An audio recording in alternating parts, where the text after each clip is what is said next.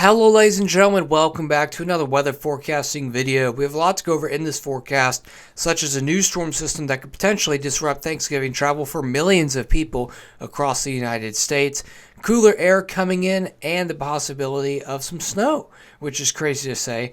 We'll have more information on that in just a few minutes, but first let's go ahead and start out with the 500 millibar maps, and let's talk about these storm systems that are going to be coming through the United States quite vigorously. We're going to be having a big pattern change in the next couple of days.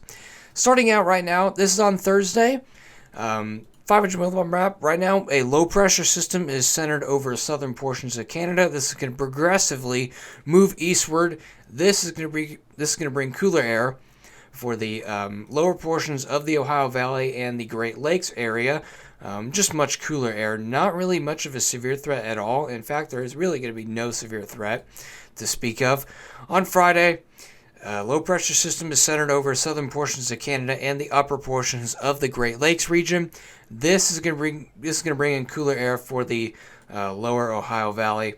As we progress into Friday, as we progress into Sunday, low pressure system, this big storm system that has been centered over the western portions of California, has now entered into the Rocky Mountains. This is going to eject off into the lower 48.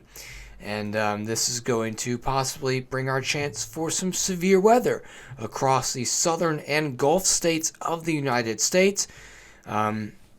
Very weird jet stream as we progress into Tuesday and or into Monday. Look how weird this jet stream is, but a very strong jet stream with winds upwards of around 180 miles per hour. That's very strong. Low pressure centered over Nebraska and Kansas. Very strong low pressure system, by the way. Anywhere over in the Dixie Alley should be probably weather aware. Not really probably, they should be weather aware. Although there are still some uncertainties that will weed out in this later forecast, I'll mention those. This could be a pretty significant, I wouldn't really say significant, but it's a cause for concern in terms of severe weather. This is our first chance for some organized severe weather for the first time in a couple of months.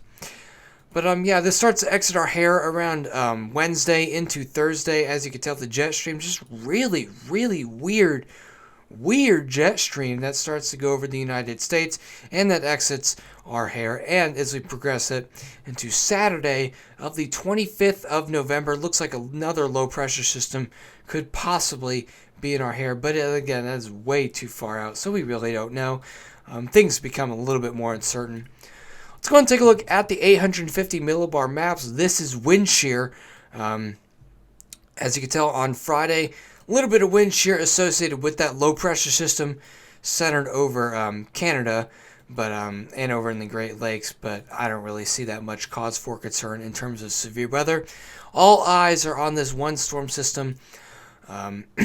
On Monday into Tuesday, look at this. Ample speed, not really speed shear, but ample wind shear starts to come into the 48, lower 48, and into the Dixie Alley with 55 to 60 knots of wind shear. That's pretty ample for organized severe weather with a very strong, potent low-level jet, around 63 to 60 knots of low-level shear. That is pretty sufficient for some organized supercells. Again, this is still very far out, so we still don't really know. This is on Tuesday, so the main areas of some wind shear would be up in Oklahoma, Kansas, Nebraska, all throughout there. Very organized wind shear, and also if you live over in Georgia, Mississippi, Alabama, Tennessee, central and possibly western portions of Kentucky, adequate wind shear for some organized severe weather. Look at this, very strong wind shear also over in the eastern coast of the United States with around 60 to 86 knots of wind shear. That is insane amounts of wind shear, copious amounts of wind shear. But yeah, we'll be having to look at that. Let us go and take a look at the dew points. This is more of the moisture in the air. Obviously, we need more dew points around 55 to 60 to be sufficient for severe weather. On Thursday into Friday, obviously, there is some moisture return around 62s up in the Louisiana. Other than that, broad area around 50 to 56 dew points across the United States. As you progress into Monday into Tuesday, a bit more of a better moisture return associated with that low pressure system up in the lower portions of the Dixie Alley with low 60 dew points up in Mississippi and portions of southern Alabama. Obviously, Florida is just going to be humid because it's Florida. But over here in western Kentucky, all throughout there, Nashville 47, Cape Girardeau 48. So not really that much in terms of dew points for severe weather. But then again, things could change. Won't be having to monitor this. But let's go and take a look at the temperatures. Obviously, a large chunk of the United States will be experiencing well above average temperatures. Look at this. Large chunk of the United States experiencing upwards of around 70 temperatures, which is crazy to think about. Then into Saturday, into Sunday, cold front comes through associated with that low pressure system moving through on the Great Lakes and southern portions of Canada. Cold front moves through, bringing cooler temperatures for another large chunk of the United States. As we progress into Tuesday, there is going to be a warm sector in terms of the southern portions of the United States and the Gulf Coast of the United States. Upwards of around 70 temperatures across the southern portions of the United States, and this could possibly reach up even more up into like Kentucky, Illinois, possibly southern portions of Indiana, but we'll have to note it. We'll have to watch this. Again, there are still some very big uncertainties with this storm system. And then as we progress into the feature onto the 23rd, looks like a big Arctic blast could come into the forecast of the United States up in the Great Plains and the upper northern plains. We'll be having to watch this.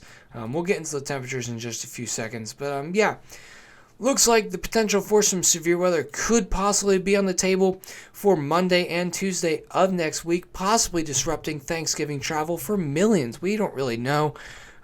There's still a lot of uncertainties with this storm system.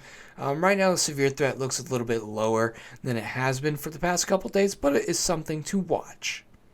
All right, let's go ahead and take a look at the temperature anomalies. Obviously, in red, this is going to be well above average temperatures, and up in the blue, obviously, below average or not normal temperatures. As you progress it into Friday, as you can tell, look at that sweeping cold front moving through.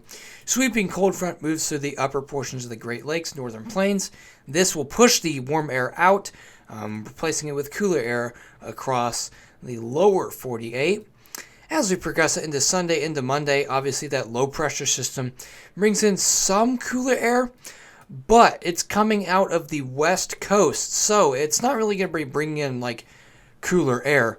Now, if the trough and the low pressure system was coming out of Canada like this, then yes, it would most definitely be bringing in cooler air. But this low pressure system is bringing in stuff out of the west coast and the Pacific Ocean. So not really much of a cooler blast, even though the GFS likes to show cooler air. Yes, there is going to be some cooler air, but not really an Arctic blast, so to say. As we progress it into Wednesday into Thursday of the 24th, very, very, very cooler air mass comes in through the United States, up in the lower portions, up in the west coast of the United States. This is going to progressively make itself eastward, and it looks like for a large chunk of the United States, we could be having a little bit of a cooler end of November with 15 to 16 degrees below normal. Look at this. That is a very, very, very cold air mass on Monday, the 27th of November. We'll be having to watch this. Again, this is starting to be around the end of the GFS model run. But it looks like a big cold blast is going to be forecast to be moving through the large chunk of the United States. But we'll be having to monitor this for any potential for some possibly snowfall. Who knows? Take a look at the next 6 through 10 days for the temperatures. Large chunk of the United States is going to be experiencing well below average temperatures, while as over on the western coast of the United States is going to be experiencing well above average temperatures. For the next 8 through 14 days, for the temperatures, even a bigger area of the United States is going to be experiencing well below average temperatures, especially over in the Ohio Valley and mid-Mississippi Valley, while over in the western coast, again, is going to be experiencing well above average temperatures. For the next 6 through 10 days, for the precipitation, Large chunk of the United States is going to be experiencing well above average precipitation, while over on the west coast is going to be experiencing well below average precipitation. For the next 8 through 14 days for the precipitation, large chunk of the United States is going to be experiencing well above average precipitation and well below average precipitation. Starting off with the Great Lakes, that area and the northern plains, well below average precipitation, while over in the western portions of the United States, well below average precipitation. While on the Gulf Coast and over in the East Coast, southern portions of the United States, and over in the northern plains is going to be experiencing well above average precipitation. If you guys enjoyed this weather forecast, make sure to hit the subscribe button, turn notification bell, stay in the loop for any weather information. I'll see you guys in the next weather forecasting video.